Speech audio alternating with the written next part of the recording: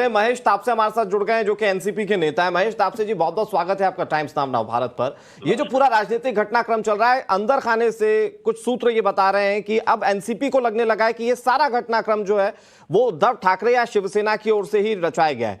क्या ये वाकई बात सच है? आप लोगों को वाकई ऐसा लगता है कि ये सब कुछ जो हो रहा है वो उद्धव ठाकरे के इशारे पर हो रहा है? नहीं, ऐसा कोई लगने का हमें कोई किसी प्रकार का कारण नहीं है। महाराष्ट्र के विधान परिषद का जब चुनाव हुआ तो सारे ही विधायक सभी पक्षों के अपने महाराष्ट्र के मुंबई के विधान भवन में आए थे। शिवसेना के उस समय नेता, गट नेता या ग्रुप लीडर जिसको बोलते हैं, वो एकनाथ शिंदे जी थे और उन्होंने स्वाभाविक रूप से अपने विधायकों को दावत के लिए निमंत्रित किया। वो दावत ठाणे के महापौर निवास पे रखी गई थी और सारे विधायकों को लगता है कि चलो अपने नेता ने इन्वाइट किया तो उसमें जाने में कोई दो राय नहीं है, कोई हर्ज नहीं है। और वहीं से फिर सारा मसला हुआ। तो बहुत सारे विधायकों को पता नहीं था कि कहाँ जा रहे हैं, क्यों जा रहे हैं। अब नेता ने बोला है तो चलना है, शायद यही भूमिका से होंगे, क्योंकि चुनाव तो हो गया था, चुनाव के बाद दूसरा कुछ काम भी नहीं था। और उसके बाद जब सूरत पहुंचे तो उसके बाद सारी चीजें सामने आने लगी कि इस प्रकार से हुआ है। अभी भी जो हमारे पास लेटेस्ट जानकारी है कि लगभग 50% विधायकों को इस प्रकार के रिबेलियन में या डिसिडेंसी में सहभाग नहीं लेना है। लेकिन अभी वहाँ पे क्योंकि वो असम में है, लगभग 2000 से ज्यादा पुलिस का। लेकिन महेश तापसे जी, आप कह रहे हैं कि एनसीपी को तो ऐसा कुछ भी नहीं लग रहा कि ये सब कुछ उद्धव ठाकरे की तरफ से रचा गया था। लेकिन जो संजय राउत ने बयान दिया था, अगर शिंदे कैंप अगर ये चाहते हैं, तमाम विधायक ये चाहते हैं गठबंधन तोड़ दे तो हम तोड़ देंगे, इसके बावजूद भी आप लोगों को ये सब नहीं लग रहा? देखिए, उद्धव ठाकरे साहब ने जब पहले दिन अपील की पूरे महाराष्ट्र की जनता को, तो उन्होंने भी यही कहा कि विधायक मुंबई में आए।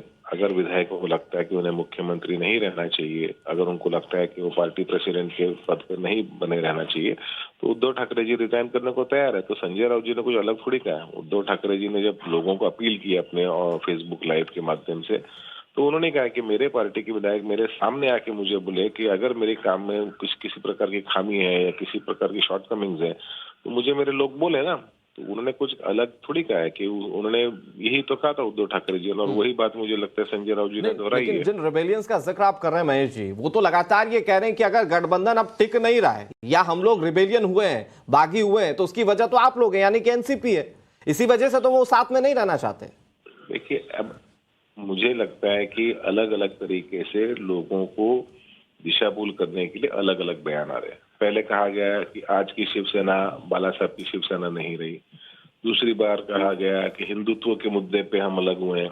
तीसरी बार कहा जा रहा है कि एनसीपी और कांग्रेस बढ़ रही है लेकिन शिवसेना घट रही है। तो अब किसी ना किसी मुद्दा को लेके ब्लेम गेम तो करना पड़ेगा। अपनी एक्शन को जस्टिफाई करने के लिए दूसरे को नीचा दिखाना या दूसरे पे ब्लेम गेम करना, ये भूमिका तो रखनी पड़ेगी ना।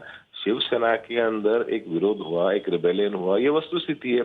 करने वाले कौन थे? महेश जी, जो चिट्ठी लिखी गई है उस चिट्ठी में भ्रष्टाचार का आरोप भी लगाया गया है। लेकिन आप देखिए किस तरीके से एनसीपी और कांग्रेस पर निशाना साधा गया है, जबकि अनिल परब का उसमें जिक्र भी नहीं किया गया है, जिनके खिलाफ खुद इस वक्त कार्रवाई कर रही है ईडी। ऐसे में क्या लगता है कि जो महाविकास अघाड़ी सरकार है, क्या वो गिर सकती है? क्योंकि शिंदे के पास वो पूरे आंकड़े हैं। देखिए, शिंदे साहब किसके बेहेस्ट पे काम कर रहे हैं वो अलग से बताने की आवश्यकता नहीं है।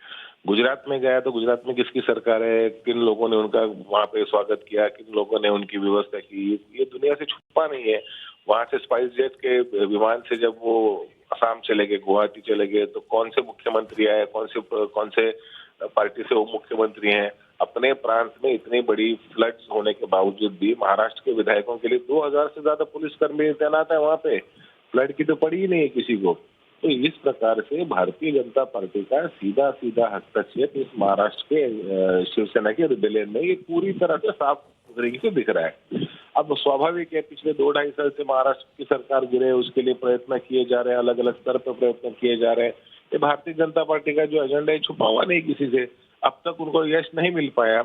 अब उनकी उम्मीद उजागर हुई है कि ये जो रिबेलियन है बहुत बड़ा रिबेलियन है, क्योंकि सारे एमएलए वहां से बाहर हैं, मुंबई से बाहर हैं। लेकिन उनको वोटिंग करने के लिए मुंबई आना पड़ेगा, उनको गवर्नर साहब के सामने परेड के लिए मुंबई आना पड़ेगा। और मुझे बिल्कुल सर, ये पूरे राजनीतिक घटनाक्रमों में ये हम जरूर देख रहे हैं कि क्या राजनीतिक भविष्य होता है महाराष्ट्र का। बहरहाल बहुत शुक्रिया आपका हमारे साथ जुड़ने के लिए और तमाम बातचीत करने के लिए। बहुत छोटी सी ब्रेक